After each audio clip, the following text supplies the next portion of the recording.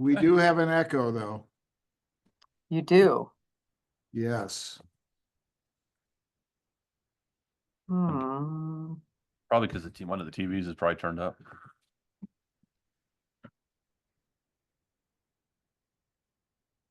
Yep. All right. What about the laptop? We're good now. Yeah, that sounds good. We're good. Okay. All right. The time is 7 p.m. and I will call this meeting to order. May we have roll call, please? Mayor Reichel, Here. Pro Tem Hanrahan, Here. Trustee Britnall, Here. Trustee Klassen, Here. Trustee Engelhardt, Here. Trustee Poston, Here. Trustee Seifert. May we rise for the Pledge of Allegiance and a moment of silence. I pledge allegiance to the flag of the United States of America and to the republic for which it stands, one nation, under God, indivisible, with liberty and justice for all.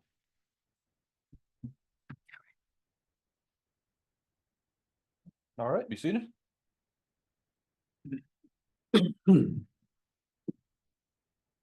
All right, the first item on tonight's agenda is public comments. Persons desiring to make a public comment on items not on the agenda, please raise your hand in the meeting function. Or Sheila, any phone calls or emails in regards to non-agenda items? Sir, I did not hear from anyone. Do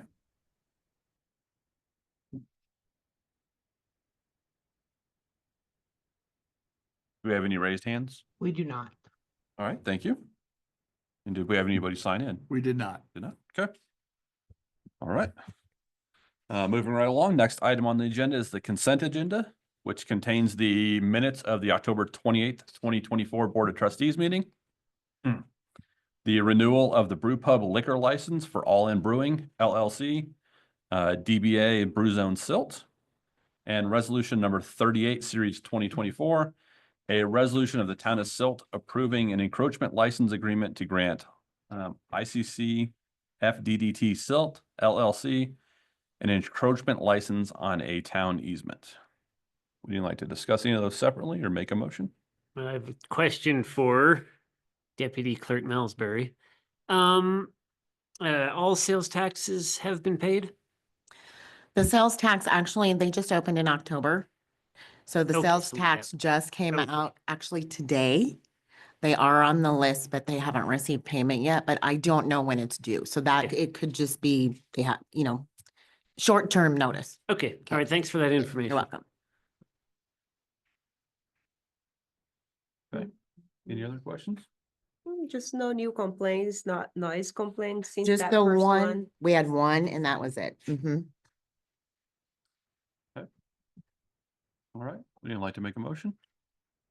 Mr. Mayor, I'd like to make a motion approving the consent agenda as written. Second, All right.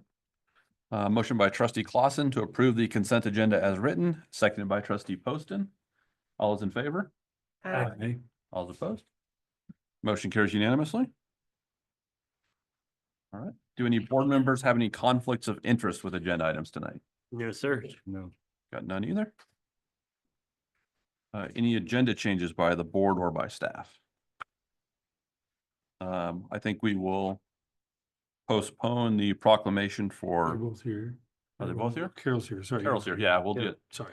We'll do Carol, but if we can postpone Donnie's if he shows up, so. Okay. Any other agenda changes by the board? Okay. No, sir. Then the next item on the agenda is the proclamation recognizing Carol Beck and the Whimsical Wagon for 20 years of service. So if you'd like to come on up here, I'm going to read your proclamation to you. I like to talk, but I don't. Don't want to do a speech? All right. So, proclamation, whereas Carol Beck has been an integral part of the Silt community for 20 years, and whereas Carol Beck has a vision and dream to establish a fun store with many unique items to purchase and to enjoy. The Whimsical Wagon was born November 2004. And whereas the Whimsical Wagon has been voted the #1 gift shop in Garfield County from 2019 through 2024. And Carol was also voted #1 woman-owned business for 2024 Locals Choice. And whereas the town of Silt is grateful to have the destination business like the Whimsical Wagon, and that has been enjoyed so many residents and visitors to our town. Now therefore, I, Keith B. Reichel, Mayor of the town of Silt, do hereby recognize Carol and the Whimsical Wagon for their significant contributions to the town of Silt, and wish her and the company nothing but continued success for the years to come. So you get that. And you get the box to go with it. Wow. All right. Did you want to stand for a holy picture? Mm-hmm. Oh, A holy picture? Yeah. do we all want to Yeah. stand? We'll stand. All right. All right. Squeeze on in here. Good. Carol, can you take a step that way just a little bit? There you go, perfect.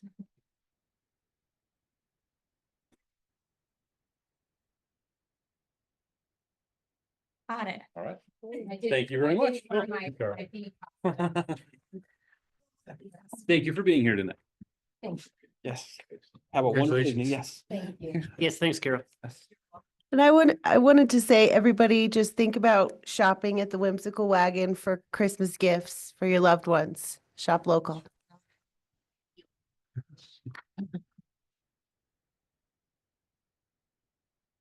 We're gonna go ahead and jump over the next proclamation and go ahead and do the water plant construction update with Dan. So jump up and fire away. Give us all the good news, the millions of dollars you've saved in the last couple of weeks. Thank you. Dan Galvin, Garney Construction. So this month's update on the water treatment project, health and safety. So we continue with no safety incidents to date. We continue with plant staff and visitors wearing proper PPE to the site, which is much appreciated. We continue with our controlled entry with participation from everyone there. Again, much appreciated.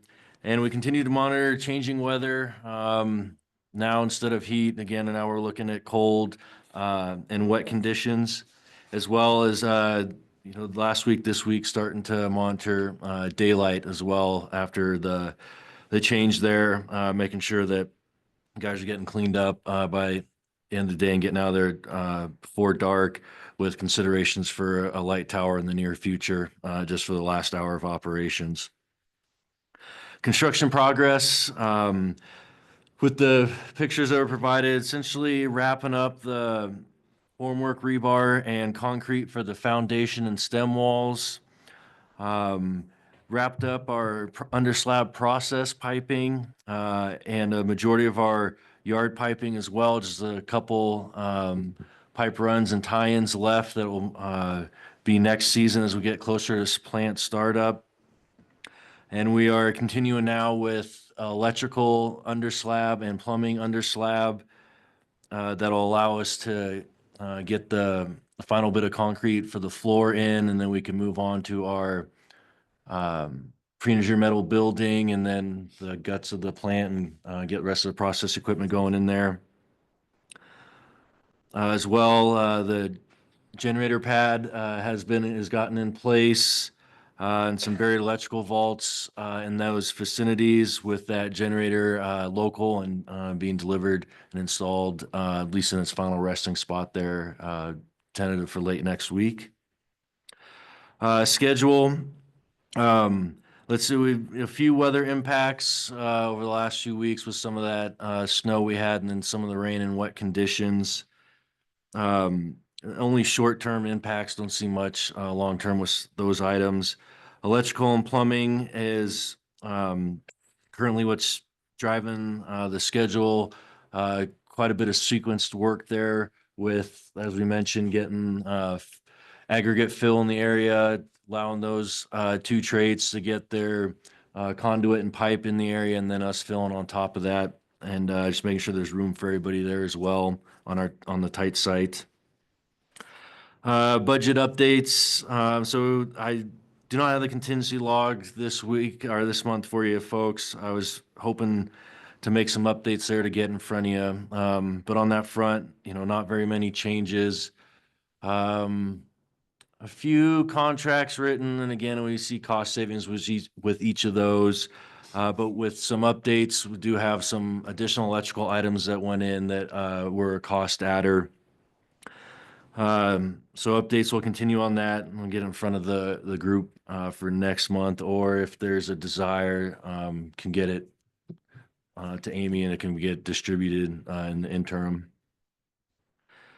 And then as well, we talked last about that inlet screen structure. That item is still being reviewed for construction feasibility and cost impacts, so no real updates on that item there. And then billing to date are up to 6.2 million for the project. And with that, I'd be glad to take questions. I don't have any questions, but it looks like we're close to having a building, so that's. Yes, yeah, with concrete going down and continued backfill, it's looking more and more like a new structure each week.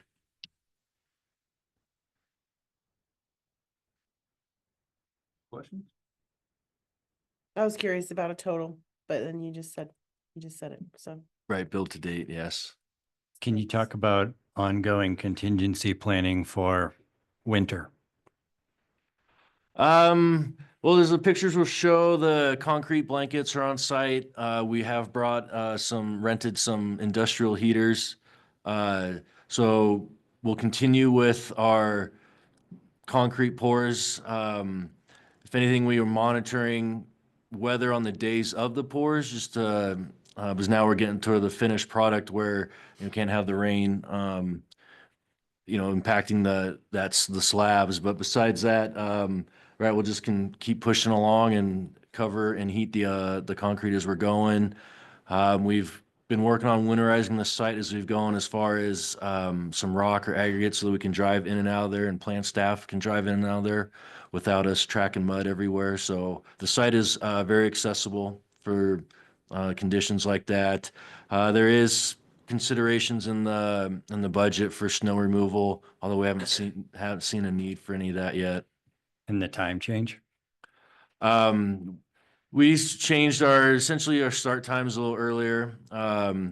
We get the guys in the trailer while it's still dark over our daily task and daily safety meetings, do our stretch and flex, and by the time we're done with stretch and flex, sun's up enough, more than sufficient, at least currently, so that we're out there. And we're monitoring our quitting times. And as mentioned, we'll bring that light tower on site for consent to that last hour as the guys roll up and we get tools put away, just for safety. Great, thank you. Yeah. And it's the plan that the building envelope will be complete by late December. Yeah. The insulated middle wall panels are tentative for release now with the updates tracking, the middle to late December. So those will get installed. The skeleton will be up as those items are arriving on site, and that essentially gets us weathered in. We're then be doing temp light and move that temp heating into the that building envelope so that work can continue in there. How's the generator project going? Are we gonna still get that thing soon to get it hooked up to the existing plant, or is that kind of? I don't have an update on, essentially it's gonna be there installed so that we can get it checked out. It's the engineer, coming up with the solution for the temporary hookup. Whether so there can be maybe the tie-in, and then whether that is automatic or that'd be a manual. Hence, if that plant went out, most likely it would be a plant staff getting the call and then having to show up to turn on the generator and flip the switch. Okay. Is probably the most economical thing they're looking at. I can add it to our weekly meeting minutes. Okay. And see if we can't have Dewberry or myself report on that next month. Okay. Other than that, I've got nothing else. So, okay. Thank you for the update. Thank you. All right. We'll see you here soon.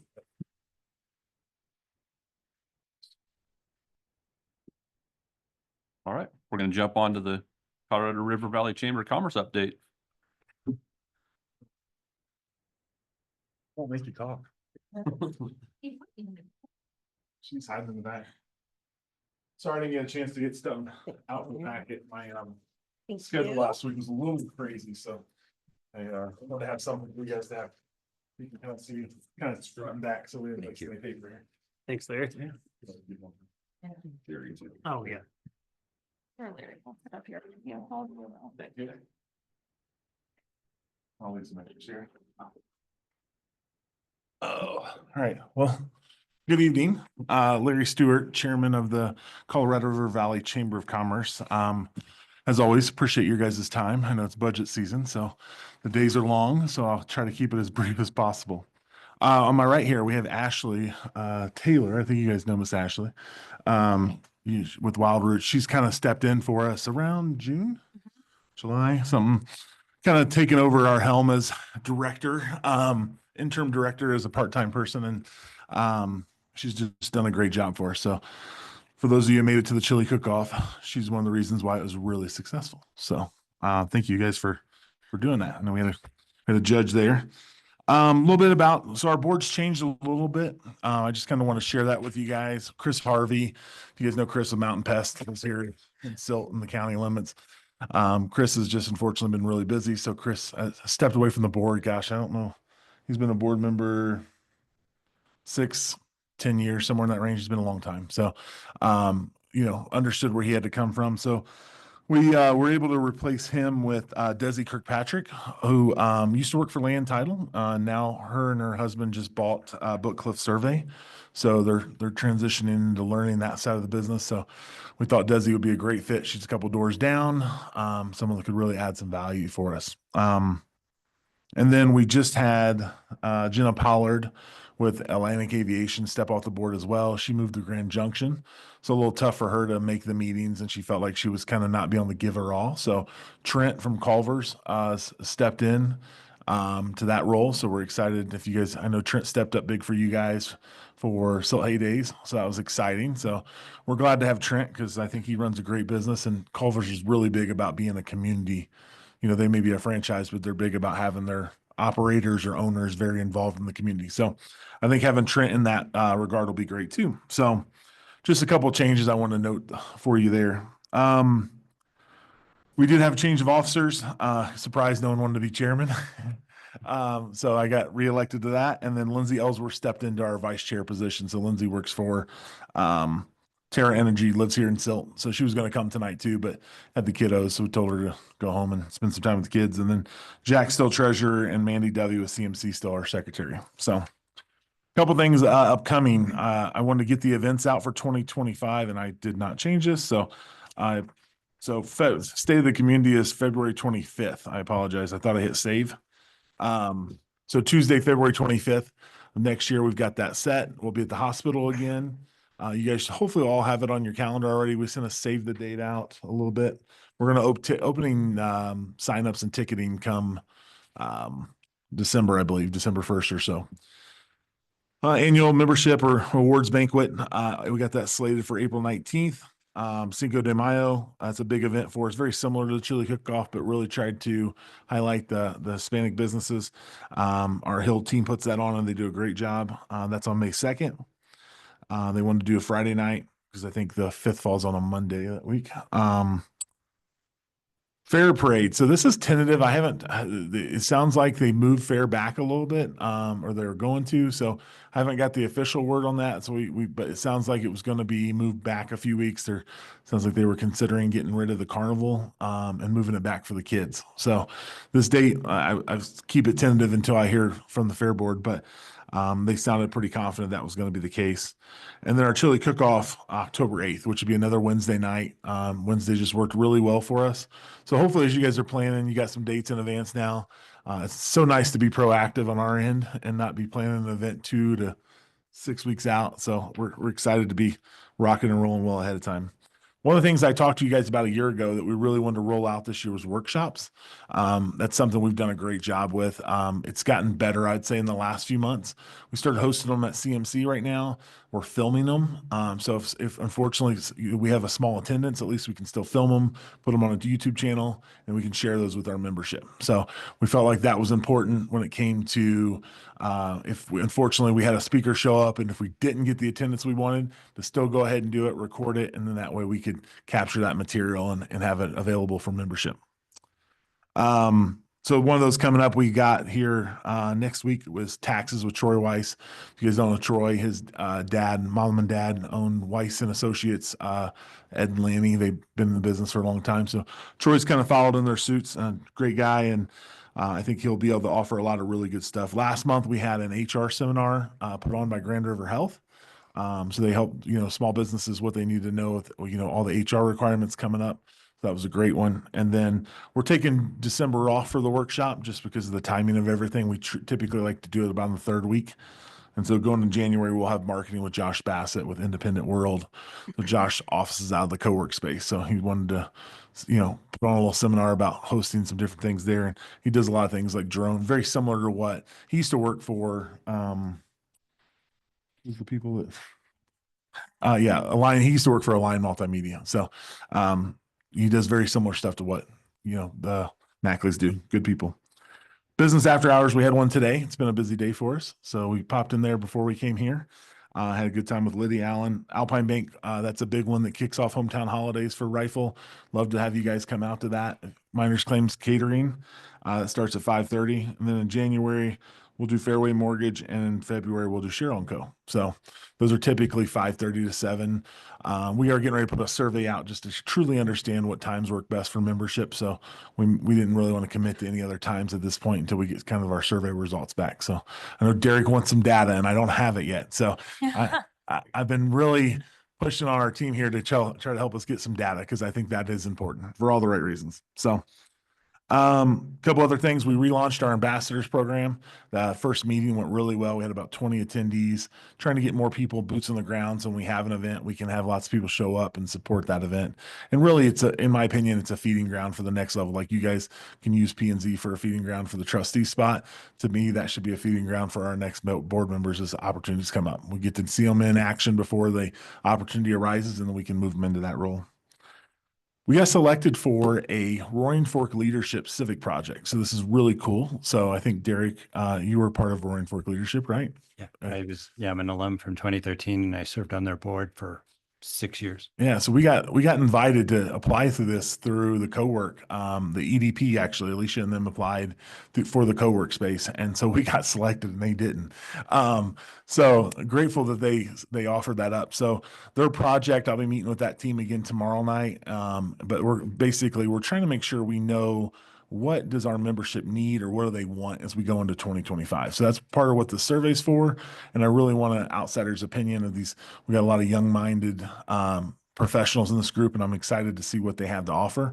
Because I think that, you take a 26-year-old's opinion of what a chamber is much different than someone like myself or someone that's been to chamber events for all their life. So I'm excited to see what that does. So with that, I think as we branch into that, that'll be a big piece. And we have a volunteer right now. Her name's Erin Hunt. She's been kind of paid by CMC. It's like I can't remember the exact term, but she gets paid right now to help us out. And she's going to officially intern for us come January. She's finishing up her degree, which will be around kind of civic service and whatnot, and running organizations like the chamber. And that's kind of her passion. So we're hoping come May, she still wants to join us, and we've been kind of working with Erin now for over a year. So we're thinking by that point, she'll have almost 2 years with us, and someone that really wants to take on that lead. So we've kind of been investing that energy for future leadership as well. So I think that's been important, because we can't afford to go out there and buy talent in this market. So Erin lives in Parachute, and so she's someone we think that'll take a lot of pride in that. And Ashley's done a great job for us. This has been part-time for her as she runs her business here in Silt. And we have another young lady, Adrienne, that used to work for me at the bank. She's got kids. I can't be as flexible at the bank as I can with the chamber. So I brought her on, and she brings her 4-year-old in occasionally, and he's actually a really good kid. So, which is, if I let one do it at the bank, I got to let them all do it. So, but other than that, I think we got some really good things going as we head into 2025. Happy where the board's at. My goal is at, some point in 25, hopefully to transition out of chairman, but I want to make sure that we're on smooth selling ground before I try to make that transition out, because that'll be 3 full years by the end of 25. So I think it'll be good to lead them in the right role and see if someone else wants to step into that. But we got to have the board that wants to do that too. So questions for me? I should say, obviously, we'd love your support in 2025 at the $3,000 level again this year. And if you're going to ask me the question about the EDP, Derek, I can see it brewing in your. But we're working really closely with Alicia in that group. We actually talked. We had a good conversation the other day. One of her strategic objectives she mentioned was a business loan program, and that's something I've been very passionate about for the last year.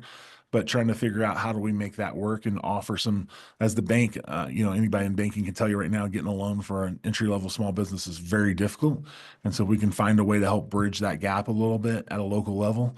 That could be huge. I mean, there's some risk involved with that, but I've got lots of ideas, and hopefully we can find people that are interested in helping us with that. And that's our goal, is like, if that's something you guys have passion for and want to pledge money to in the future, my thought is that would mean a business would have to open in Silt for that money to come there. But again, very ground level. So we'll see what the EDP brings with that. But Alicia's on board with working with us on that side. So.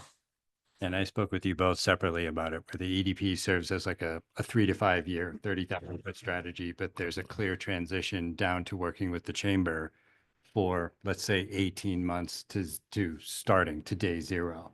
So the chamber would be more operational, whereas the EDP would be more strategic, but that there are threads binding the two together so that someone could easily go from working with the EDP to, hey, chamber people, and you would have everything that you need to know to help them be successful. We get a lot of array of calls, and Ashley could vouch this, but we got a call one time. It's like, hey, I'm moving to the area. Can you mail me your membership? That's the old school mantra of a chamber. And so, we don't have a paper directory right now. So it's like, yeah, go to our website. But, that may be something we put together a PDF version. If we need to print it out when we need one, we can print it out. So we don't print 10,000 of them and let them go to waste, but you have it available. So if you need to do that, you have it available. So it's amazing some of the calls that we get on a day-to-day basis. So QR codes. Yeah. Just, that's a little bit of nerd. PDF is easy to share on your social media Right. feed. So Yeah. you don't have to print it. Agreed. Let's not go crazy, right? Yeah. So I was thinking about this discussion. Shocking, I know. And I had this thought about shifting the mindset from funding it to investing in it. And it ties into what you just said about a local business starting in Silt. We would be able to contribute to that fund specifically so that it would be available to them. And that ties into some of our own strategic goals with economic development, where we're not funding the chamber as an abstract measure. Not that we don't support it, but that there would be more cause and effect, that it would be more cyclical, that the money we contribute would be an investment in growing businesses here. And I'm wondering out loud to everybody in the room or listening online, if a portion of the funding request could be allocated to that, even though we don't know its full purpose yet. Yeah. If we could 50-50 split or whatever that math ends up being, I'd like us to shift the narrative from merely funding the chamber to investing in it. I think it's an important distinction. Like a scholarship type of concept. Similar, yeah, but again, for businesses, if a business opens in Silt that, or maybe it's an offset, hey, the chamber will float them membership for a year and give them access to certain subject matter experts to help them grow their business. It doesn't have to be a dollar for dollar match or offset. Yeah. It could be service oriented. Hey, you're just starting here. You don't know how to market. Hey, have you met Josh? Yeah. He's a guru and he's local. I'm just trying to shift the narrative from being one of funding, which is very abstract, to investing, which has very specific outcomes.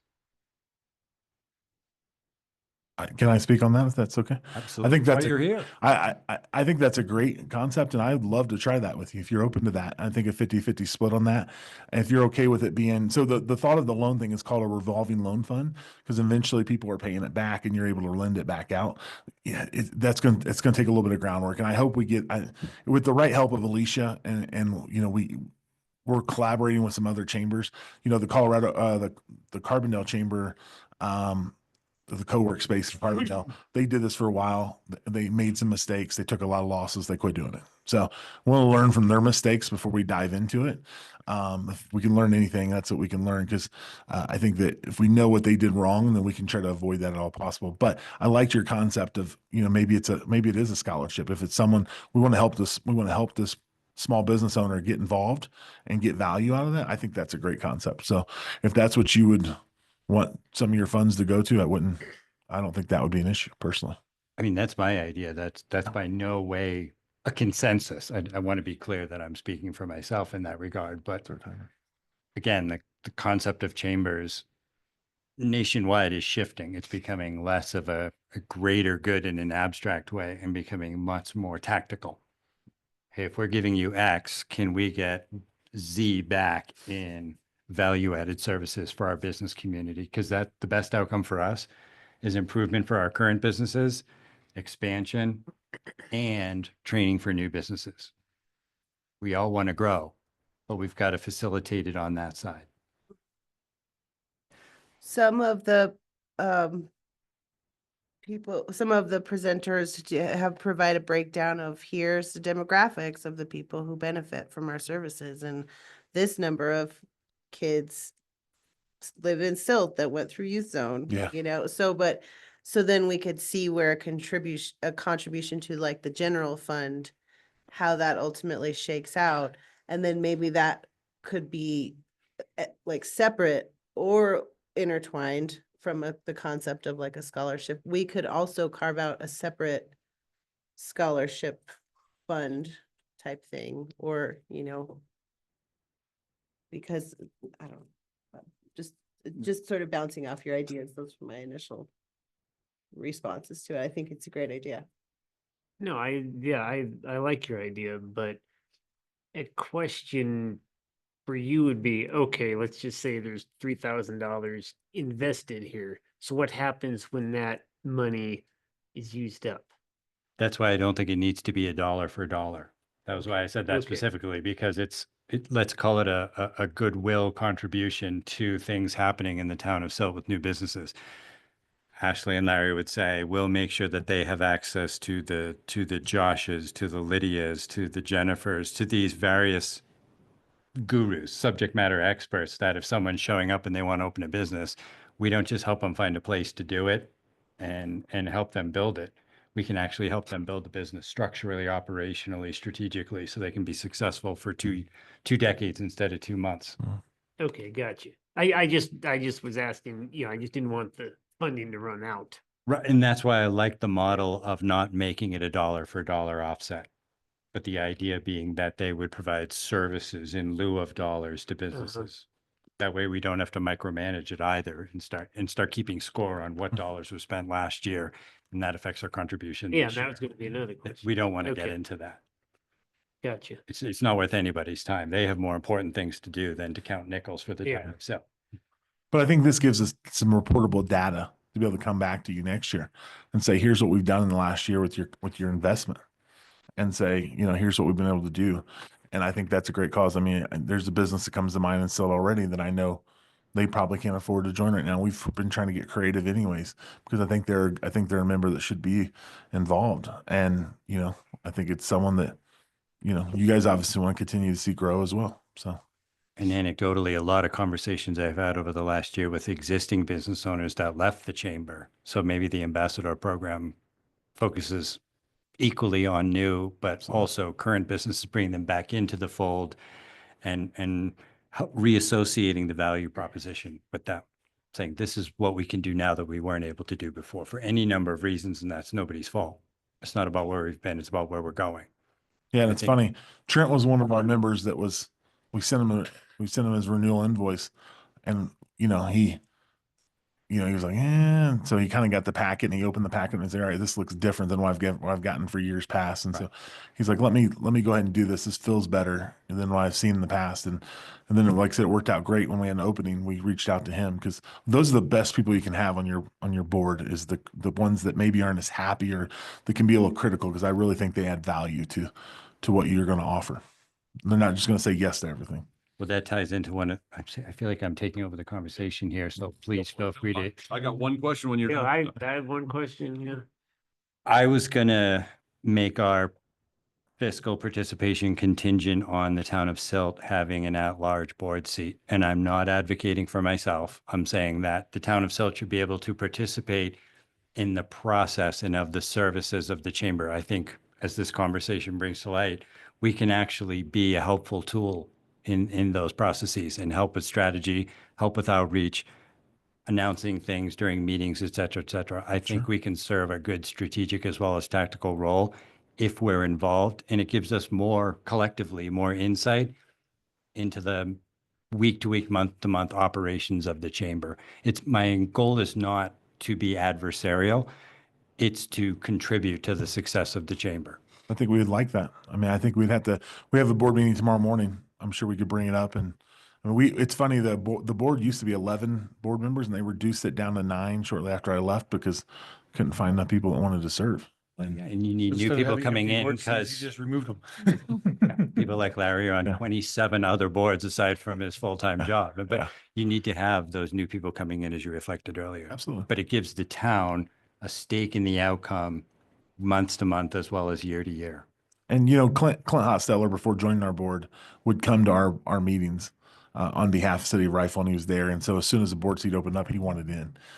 I think he felt the same value. So I think that if that's something the board feels good tomorrow about, which I don't want to speak for them, but I would assume they would. I don't know why they wouldn't.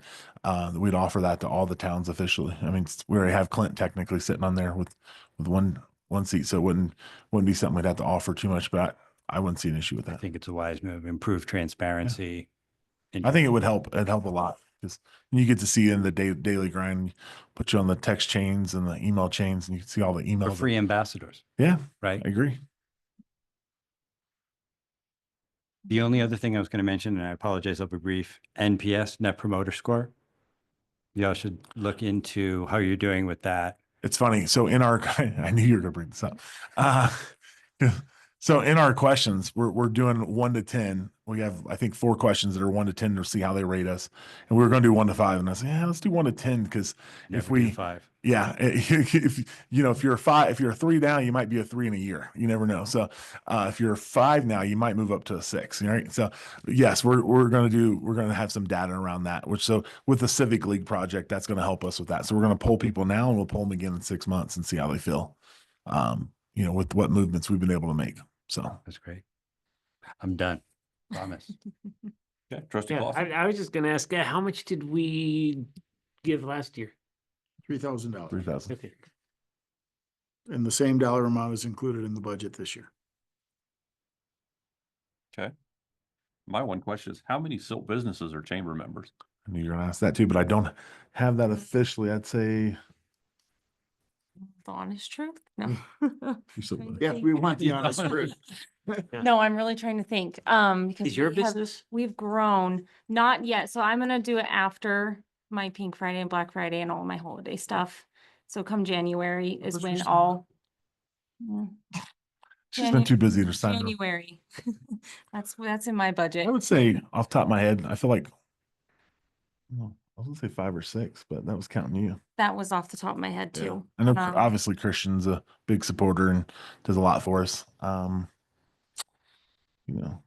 think if you're counting the bigger businesses, we got a Family Dollar's one we haven't hit yet, or Dollar General. I don't know how hard it is. Those corporate ones are a little bit tougher, but AG Flooring is. yeah, AG Flooring. Yeah. But that's something I want to be able to. And what's funny is if you see the emails and the newsletters that Ashley's been producing the last few minutes, hopefully you guys are getting a copy of those. And if you're not, I'm happy to add you on our list. But you'll see the amount of communication, and we're keeping the membership list out there so you can watch it grow as we're officially renewing people. And that's been important to us. But I think that goes back to some of the data points as well as some of the communication, so we can have some of that points. But I apologize, I don't have that for you today. But that's something I definitely want to be able to speak to you solidly about next year. So, and I think that this will help us grow that because, there's a handful. Anybody that's, in my opinion, a sales tax driven business, a retail driven business should be a member because we want to help them drive their business. And that's one thing when I was looking at our business after, I was like, we need to have one in Silt.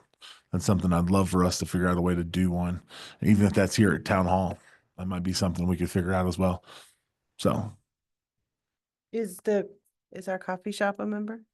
they're not yet. That's the one I was speaking of. I think that should be, but I know money's Nice tight for them space as there. oh, it's beautiful. Just expanded. Yeah. And that's one that, we were going to try to get creative and have them Yeah. donate coffee and I've been doing- talking to her. yeah. since I'm right next door. So you're I was gonna close by. say, we're glad we have Ashley. Yes. That's thank you for representing Silt's interests in the Yes. chamber. She's been great.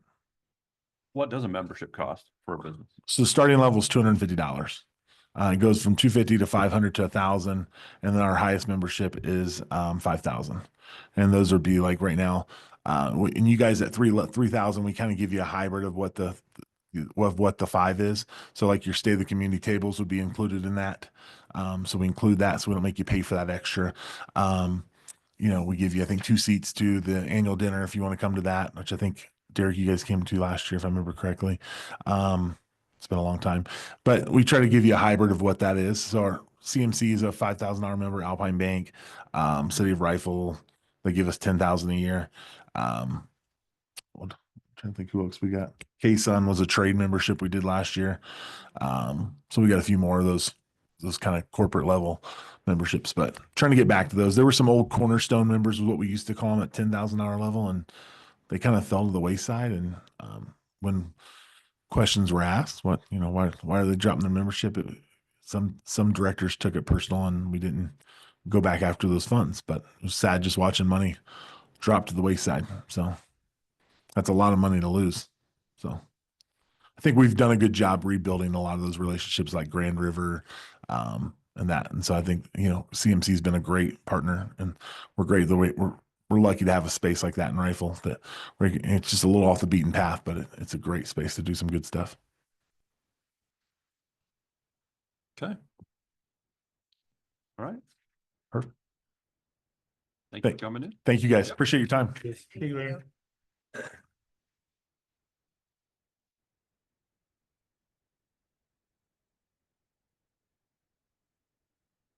Okay. Donnie has arrived. So we will now jump back up to the proclamation regarding recognizing Donnie Lent and Native American Crane for his contributions to the town. If you'd like to come up here, sir, I'll read you your proclamation and then hand you a copy of it. Uh-huh. I'm going right here. No, Right on up front. Clear up front. Clear up front. Yeah. Boy, I'm glad I changed. You changed. I figured you were probably just hauling something just before you got here. So I jumped out of one and into another. nice. And it's Lent, right? Lenti. Lenti. The E is pronounced. Okay. Yeah. All right. Whereas Donnie Lenti has been an integral part of the Silt community for many years, and whereas Donnie Lenti started Native American Crane Service on February 8th, 2002, and whereas Donnie Lenti has generously donated his services year after year to assist in improvements of the town, including but not limited to construction of the pavilion at Stony Ridge, the lighting of the Stony Ridge ball fields, setting manholes, moving sheds, setting the 9th Street and Town Hall electric signs, and setting a new air handler unit on Town Hall. And whereas the town of Silt is grateful to corporate citizens like Donnie, who have done and continue to do so much for the town, and whose efforts are benefited by so many members of staff, residents, and visitors to our town. Now, therefore, I, Keith B. Reichel, Mayor of the town of Silt, do hereby recognize Donnie and Native American Crane Service for their significant contributions to the town, and wish he and his company nothing but continued success in the years to come.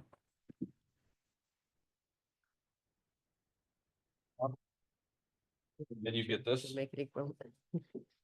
And I get that. engraved copy. That's you. That box In the goes box. with that. And I get the box? You get Yep. a box, yeah. Recyclable. Sure. Okay. And then Nicole would like a picture, so you get to turn around Pictures. and smile pretty. Well, they will do that. Yeah. Okay, if you can take just one step this way. Donnie, yep, there you go, perfect. Nope. He's actually tall enough behind you. Yeah. Okay, got it. Awesome. Thank you. You know, you could have used the same picture that's in the post office. Yeah. Oh, yeah. the one in- Nice. Well, thank you, sir, for coming in and getting that. Thank you, guys. Thank you very much. Thank you for all you do. Right? So you're very welcome. That they used to put the want-in posters in the post office. You've been doing it for a while, yeah. 2 years. Appreciate it. Thank you Good so job. much. Thank you. You're welcome. Thank you. Congratulations. Thank you. Thank you. It's kind of like football. Hey. Oh, we're gonna go 5? Yes. Congratulations. Thank you. Donnie, Sir. thank you. Welcome. You got one too? Yeah. It doesn't look like yours. Well, that's because I'm a guy. No. Guys and girls are different.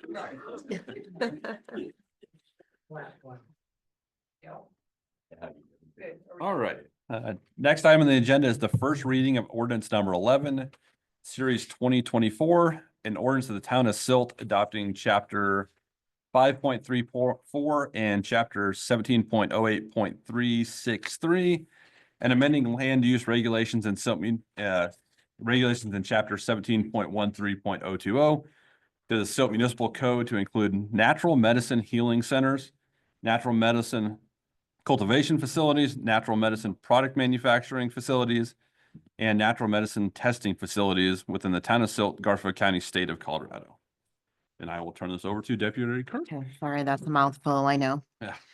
So, when Proposition 122 was approved by voter approval, obviously, excuse me, in 2022, it decriminalized natural medicine.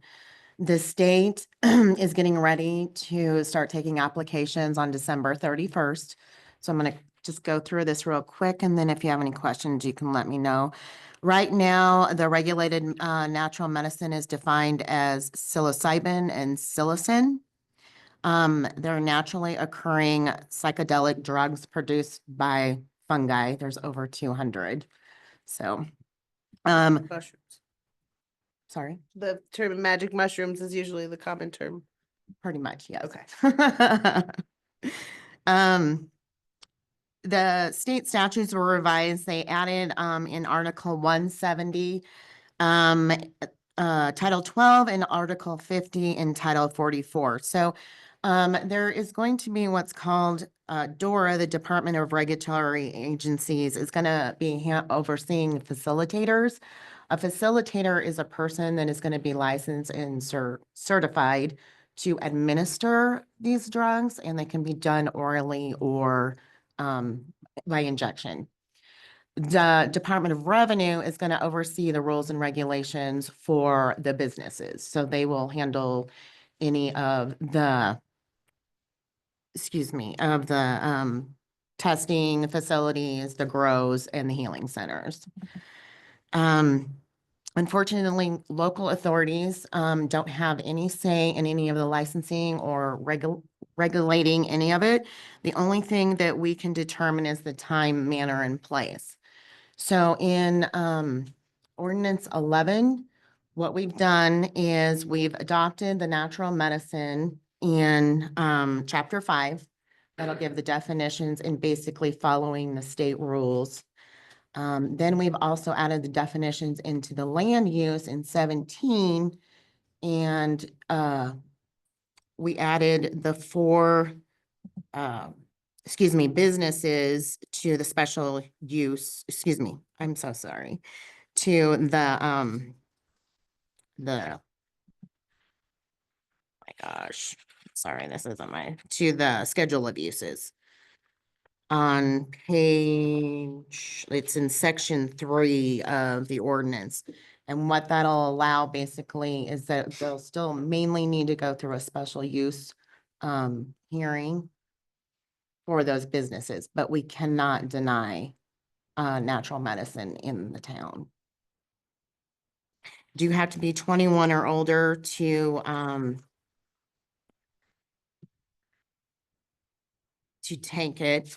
And then also it has to be under those, the facilitator has to be handle the administration under a controlled area.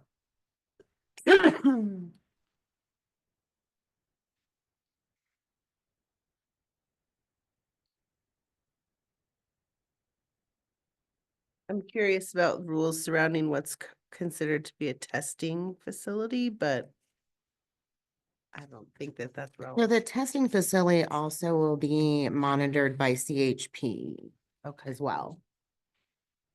So, but, and we can't deny it, We cannot deny it. but we can make it a special use. We can make it a special use off of this, and the attorneys have looked at it, so I'm assuming everything is okay on this, but we can't deny them for unruly cause. When I saw there's a clause about the indemnification of the town. So we're not liable. Correct. So we can't deny it. Can we revoke it as an enforcement action? We cannot do enforce either. That is all going to be strictly handled by the state. We can only regulate the zoning, the Yeah. zoning district it's in. And the time. And And the so time. they have established the times Monday through Saturday from, I believe it was 8 to 6 PM, 8 AM to 6 PM. Yeah, that was my question. Who is they? Well, that's us. Oh, okay, okay. I didn't know. And then That- that was my question. That because- was suggestion by the attorney. Okay, because liquor stores are allowed to be open in the evening, so that was my question. The state does not have any say or Okay. anything in their rules about timing. So we So could that is change something we hours. establish because Okay. we can do Okay, time, gotcha. manner, or place. Okay. Yeah.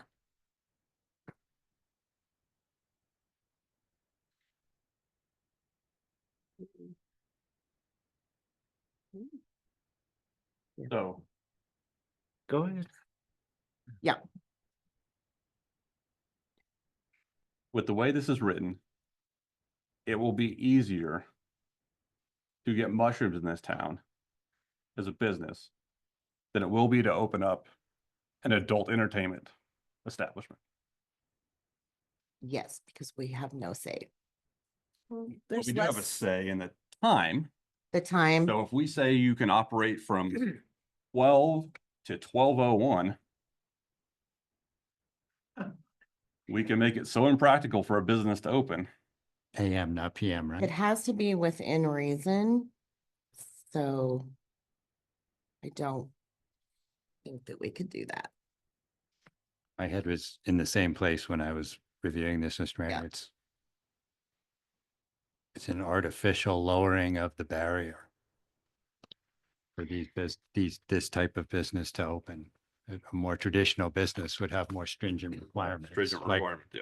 I will tell you right now adult that entertainment. It could be another gift shop or something. They probably have higher standards to reach. I mean, we're not, I don't think that's fully acknowledging, like, this is intended for a medical use. This is not adult entertainment. This is medicine being administered by a professional. And I think there's a distinction there. Do you have to have a Well, Don, certification? we'll open up a public hearing in just Oh. a minute, yeah. So just to clarify, there is no retail sale. So they would have to get administered through the healing center. And that, yes, it would be all strictly done by the state, the guidelines, the records and everything, but this isn't something that they can go and open up a retail store to sell it off the shelf. However, in the rules and regulations, as far as citizens go, they are allowed to have a no larger than a 12 by 12 room in their home. As long as they are 21 or older, they can still grow it. So I just want to point out, now they can hand it to somebody on the street, but they cannot administer it.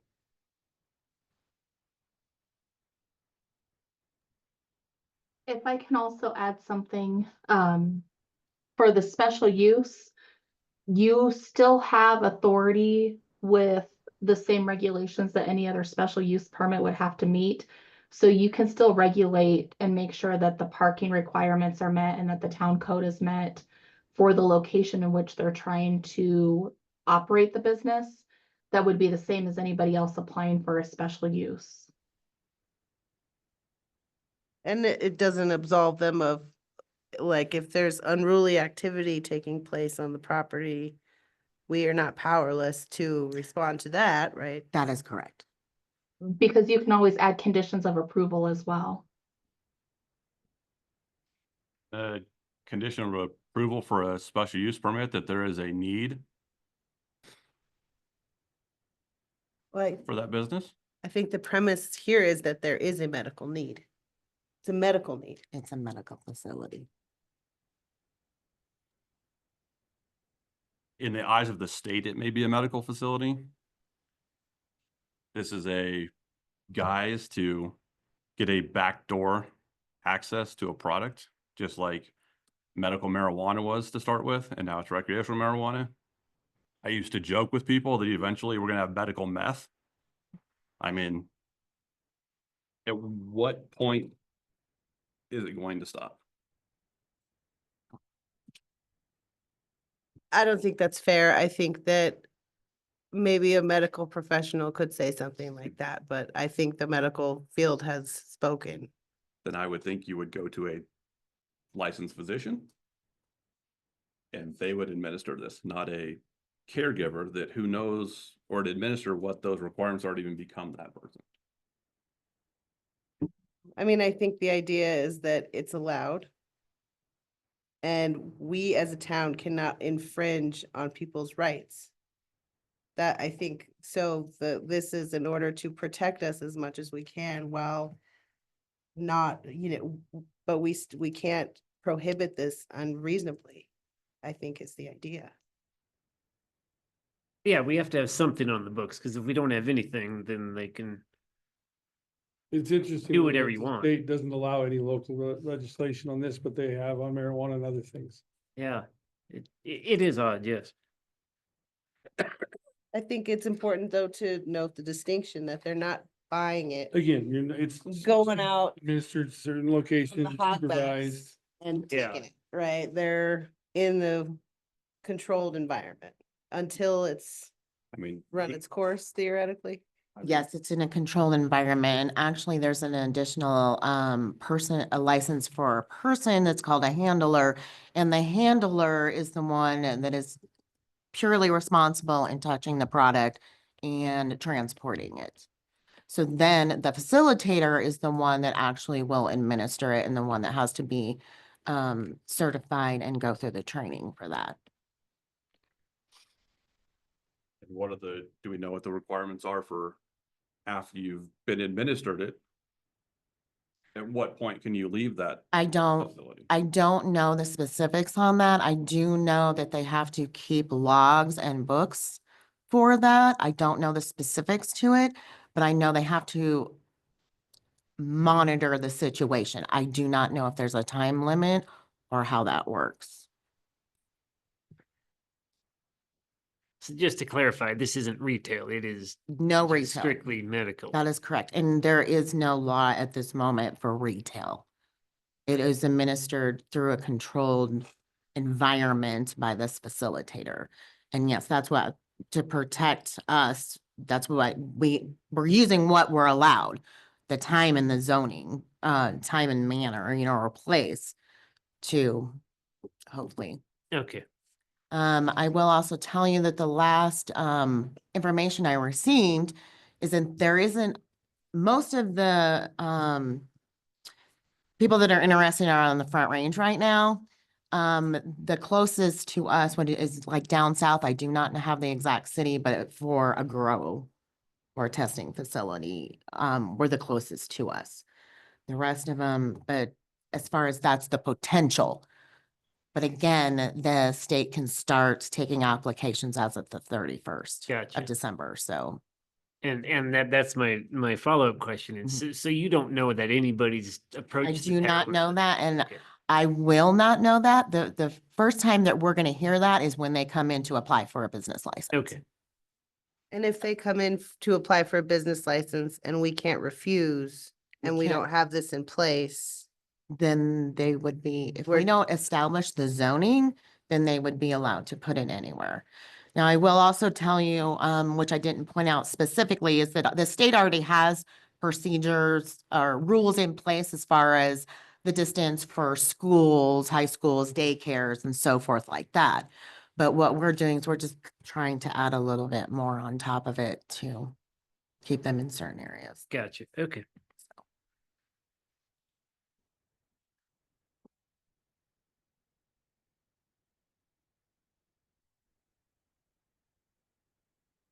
Left before the public hearing. We got a phone call, you had to go. Yeah. I guess that's, I mean, that's the other thing when I was comparing it to adult entertainment is that it has to be, it includes religious institutions, existing dwellings, schools, state licensed daycare facilities, public libraries, public parks, or any other adult entertainment business. But we're just saying schools and daycares, not town hall, not library. Can we add all that? I don't know what the definition is within reason. I would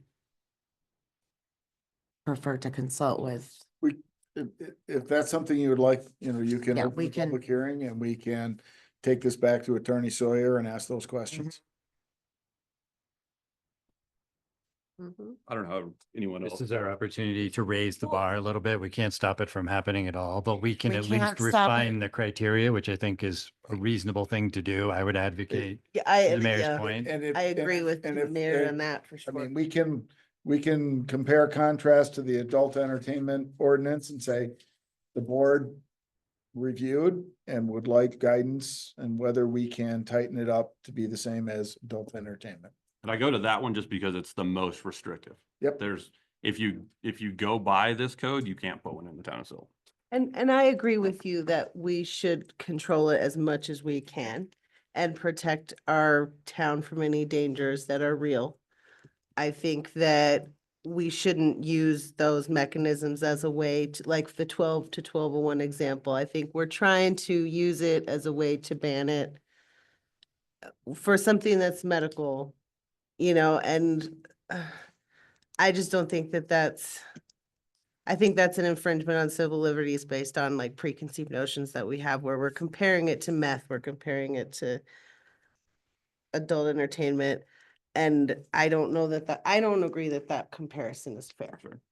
But I agree with you certainly that we should have as many mechanisms to control it as we can without violating, getting the entire thing thrown out. If we put in 12 to 1201 and they said that's an unreasonable Right. ban on it, then we could risk getting the whole document invalidated. Right. So, those are my thoughts, I guess. It's a controversial issue, certainly. But the time, I mean, they can just do it between those hours. If they wanted to be open 2 hours a day, they could, right? It's not Correct. saying they have to. They're required to be open. We're not required to be open those times. But that's when it's allowed to be open. Just like a liquor store doesn't have to be open from whatever time we allow to whatever time we allow. Yeah. They can choose their business hours within the window that's allotted.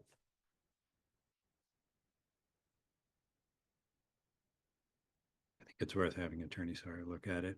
Okay. Or his team. This team and see how. And come up with reasonable boundaries that aren't Yeah. No, excluding I think- anyone I think- civil I rights, mean, but Attorney protecting- Sawyer has already reviewed this. And was fine with it as it was drafted, but we're going to take it back to him now and say. The board wants further restrictions. They pointed to the adult entertainment ordinance. Figure it out. Yeah. compare and contrast. You're the attorney. I mean, yeah, it's medicinal. I mean, we're not gonna have a medicinal adult entertainment. I mean, you could, I guarantee you could have someone argue that that's something that they need. Medicinal. The marijuana legalization process started with medicinal. With medicinal too. Yeah. So that's the playbook. It's not I agree with the adult entertainment in one aspect, but marijuana's playbook was started medicinal, then went to retail. I'm not judging whether or not it's right or wrong. I'm saying that's a better analog for where this may This is go. gonna go, yeah. That may have been, the medical strategery may have been a defense mechanism against prohibition. I'm not getting back arguing, I'm not into, you arguing know. intent. I'm simply saying, if you want to look at the best analog for what may happen with this, look at what happened very recently with marijuana. I think we're comparing apples and oranges. I think that's a slippery slope. I don't think meth and psilocybin are the same, you know what I mean? And so I just have a hard time with that. And I think it's our job to be as the least amount of oppressive, infringing, you know, this is a medical thing that has been enacted. So I don't know, I've made my point, I think. I don't know if I've actually made my point, but those are my thoughts. I think if we just see what we can and cannot say it can be built next to. Yeah. Okay. There's a public hearing though, and we did start, so. Yeah, actually, both of the points, unfortunately, we see the crisis in medications and abuse and different things that end up posing a price to society. Needless to say that not everyone does, or it's hard to say if someone will or would not. I think where I can be cautious about zoning and choosing wisely of where and strategically we are allowing facilities like this, since they're allowed by the state. It's could be also a strategic way of helping protect, the society. If we are looking into young 20-year-olds and we are posing in appealing types of ways, I don't know, I feel being part of the board and not having an oppressing point of view, but also coming from the heart and thinking, okay, how can we as a board think strategically that we are putting things in place that will allow for good businesses that want to do the right thing to operate. I think that that's what we are trying to accomplish overall. We have different ways of voicing it, and sometimes we voice it passionately. But ultimately, I know that that's what, as the full board, that's the voice that I'm hearing.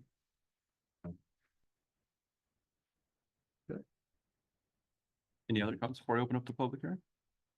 All right, the time is 8:06 PM. And I will open up the public hearing in regards to ordinance number 11, series 2024. Persons desiring to make a public comment on this agenda item, please activate the raised hand function in the meeting program. Or Sheila, any phone calls or emails in regards to this agenda item? No, Mr. Mayor, I did not hear from anyone. I do not show any raised hands. Thank you. All right. And all our public that was in the chambers have left, so.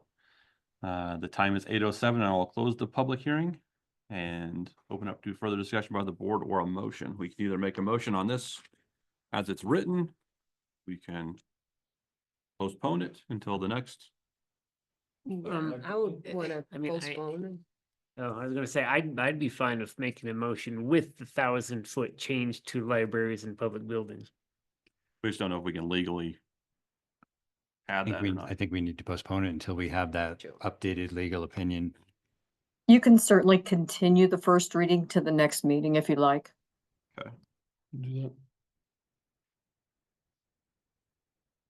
Mr. Mayor, make a motion to continue the first reading of ordinance number 11, series 2024 to the next meeting. Second. Motion by trustee Britnall to continue the first reading of ordinance number 11, series 2024 to the next meeting. Seconded by Mayor Pro Tem. All those in favor? Aye. All those opposed? Nay. Motion carries 5-1. Mr. Mayor, can I get confirmation who voted nay? Please. Trustee Engelhardt. Engelhardt, thank you. Next item on the agenda is manager and staff reports. Thank you. You, Lori. Question for the board. Have you ever donated to the Coleridge Booster Club? Yes. Yeah. They are requesting funds. We don't budget them specifically, but we have not spent the unallocated funds contributions. And my question is whether you would like to contribute. Ranges from 300 to 3,500. If you want to be a mega titan. If you just want to be a titan, it's $2,500. But since you've done it before, I think it might only be 1,250 because they don't have to make the sign.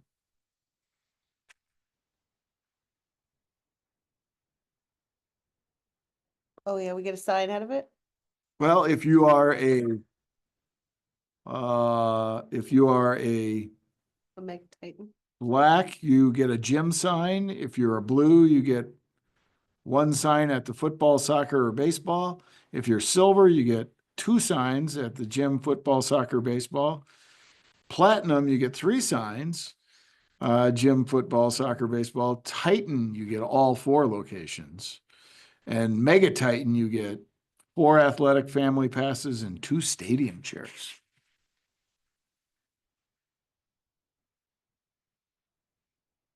Assuming those who donated already have stadium chairs. No, we donated for a piece of concrete. So, at the so new- not a mega tight level of, I don't And remember what it was to donate. Just so you're aware, the Booster Club, in the 23-24 year, they did new technology for the baseball, for catcher and pitcher.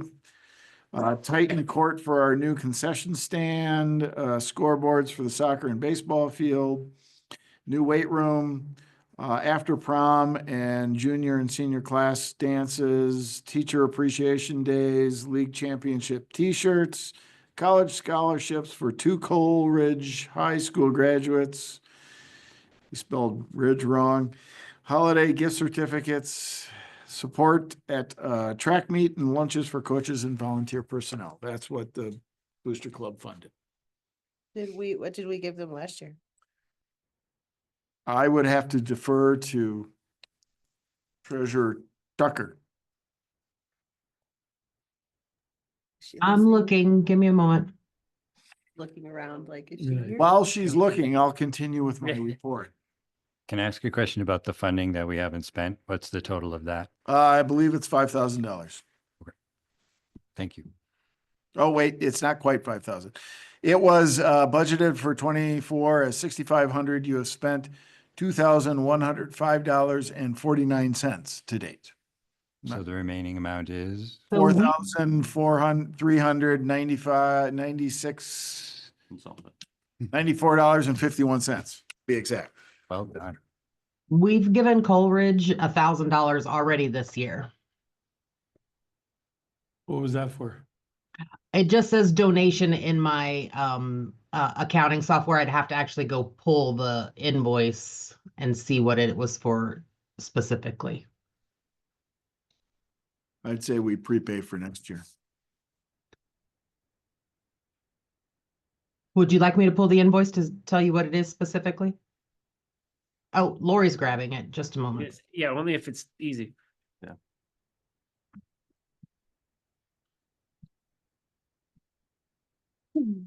February.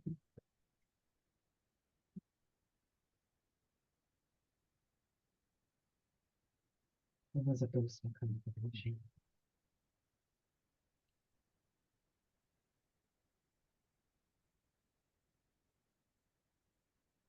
So it's in Jeff's staff report that there was a consensus to make a contribution in the amount of $1,000. And if I remember this correctly, and Sheila, you might want to, was it for the concrete slabs? That's what I remember, but I also recall, I think we missed the deadline, but we end up giving them the money anyway. Okay. That was probably the Titan court for the new concession. That was. Exactly. Where is that? At Coleridge? Corey, Yeah. going out to the football Football field, they field. built a new concession stand and a little patio thing there. And it's not in Silt, but I mean, that's our high school basically, school, yeah. right? Yeah.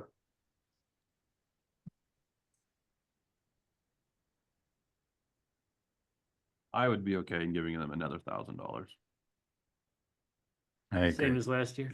Yeah. I think that's fair. Yes. The biggest thing they do is the after prom activity that gives kids a Yeah. safe place to go. It's a safe thing to do instead of not being kids. Being kids, yeah. All right, we'll go ahead and do that. Also, a question was raised of whether you wanted to donate to the Shop with a Cop program. I think yes. Yeah, I mean, it's town of Silt with Yes, Where are they doing the shopping at? with the Garfield I County. believe Walmart Mhm. So let's give rifles, tax revenue. Well, I know, there's not a spot in Silt. And we force them to do it online. Online, in Silt. Do it online. E-commerce with a cop. But the cop. Delivery, using the computer. Coppers. locally. must be delivery, Yes. not pickup. So $1,000 for shop with a cop too? Oh, yeah, that'd be good. I'm fine with that. Yes. Yes. 5 kids, yeah, 200 per kid. Is that what Okay. we do? Mhm. Yeah. Okay, let's see, you all received an email earlier this afternoon, that includes a survey for you to fill out. We are taking part in Downtown Colorado Inc.'s, challenge program, which is going to provide us with a toolkit, to market a development, redevelopment opportunity. Director Centeno and me will be attending an 8 seminar series, 8 class series of seminars that will get us to a point where we have a toolkit that we can replicate and use for the first site that we come up with the challenge, and then each site thereafter that we can work with. The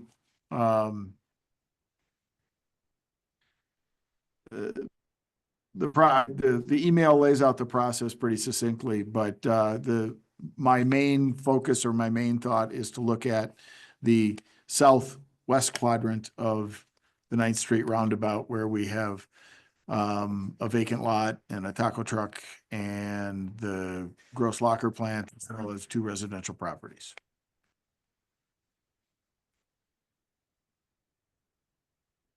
But there will be ample opportunities for feedback and guidance from the board throughout this process, to get to the point where we have that toolkit in place that we can try to attract somebody to do some redevelopment.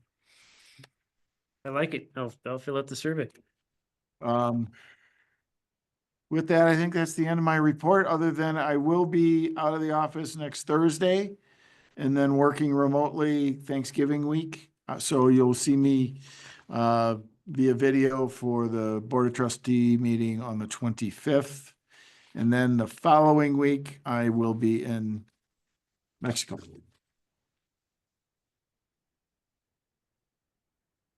Okay. Any other staff reports? Oh, I just wanted to thank everybody for coming out for Main Street Trick or Treat and everybody that came to help. It was a fun time. And I look forward to seeing everybody at the tree lighting on the 26th.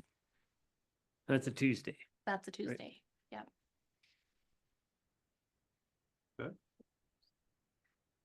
Joe, you got anything for us? No, No? not this time. Okay. All right. Okay. Updates from the board and board comments. Left you posted? Okay,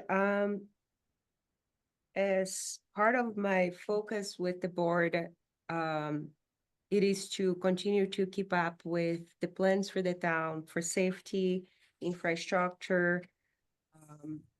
I want the town of Silt to always be able to provide the resources that the town, not only employees, but the town citizens need to have that better quality of life. And that comes to mind a lot when we are making the budget for the following year, because it's a great chance to look back, but also look forward within the plans that are being completed. And there's just a lot of satisfaction where you see those things that came out of the master plan that were ideas that maybe were initially discussed years ago and they were not perceived as something that we could accomplish, but with time, effort, work, with each year's planning, and also believing that we, even as a small town, can accomplish great things. We have great partnerships out there, resources that we can tap into to allow those things to happen for our town citizen, residents, and not only the water plant, but now looking into getting a 30% completion on the pedestrian bridge and potentially having a little town plaza, which would definitely be a great great place to hang out and attract people to the downtown area. My commitment with the town of Silt is always to lead from a place of heart, caring, understanding, listening, but listening to understand. And my role may change a little bit of what it is expected of me. Sometimes the town needs direction, or sometimes they need a better understanding of what the board wants. And the best way that I find that I can accomplish that is if I'm participating on the meetings, studying the city packages, and like having that accountability, but also being out there and participating.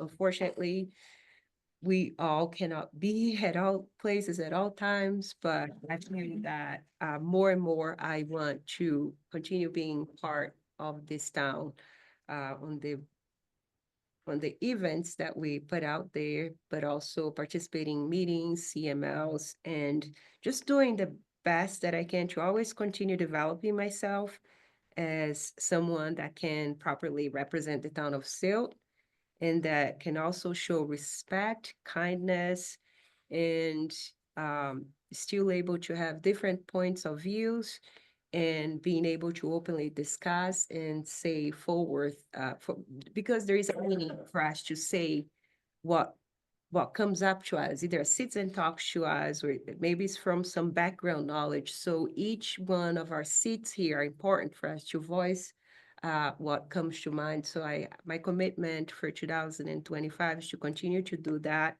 in a respectful manner, and is a complete honor to serve the town of Silt. And I'm looking forward to great accomplishments for the year of 2025. Thank you, trustee Poston. I appreciate your respect for everyone and your respect for the process. Thank you for the Halloween fall event. It was really, really fun. And thank you, veterans. And we're looking forward to the winter, the tree lighting. That's always a favorite as well. Trustee Britton? That pretty much says, I think, as far as the tree lighting stuff coming up, yeah, definitely get out and see it. We're doing fireworks this year during that again. We are. So it's always a great thing. It's fun to get to see those. Not a traditional 4th of July, but on a safer time maybe, and you can see, everybody can see that. It's a neat spot down there to do it. And look forward to just all the great events and then a great year to come. Yeah, I'm Trustee Clausen? just gonna say, yes, please come out to the tree lighting and the fireworks on the 22nd. And there's a park survey on the website. So all of you citizens out there who want to voice your concerns or opinions or thoughts on us redoing Community Park, now's your chance. So please fill out that survey. Correction, 26th. 26th. Come out to the tree lighting and the fireworks on the 26th. And fill out the park survey. And fill out the parks. Thank you. Mayor Pro Tem?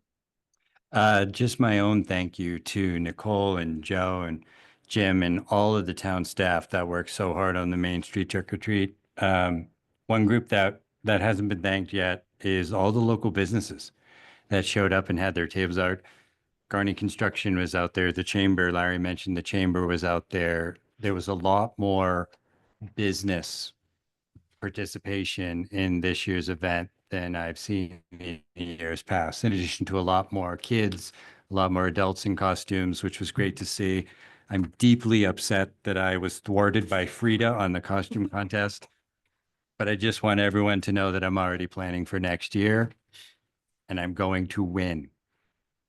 Sure. That's my plan. That's all for me. And I've got nothing.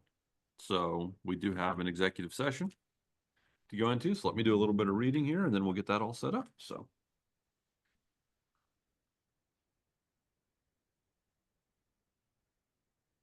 I move to go into executive session for the purpose of determining positions relative to matters that may be subject to negotiations, developing strategy for negotiations, and instructing negotiators under CRS section 24-6-4024E in regards to the sale of the Holiday Inn Express property.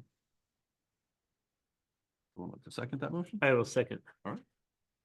Motion by the mayor to go into executive session for the stated purpose, Seconded by trustee Clausen. All in favor? Aye.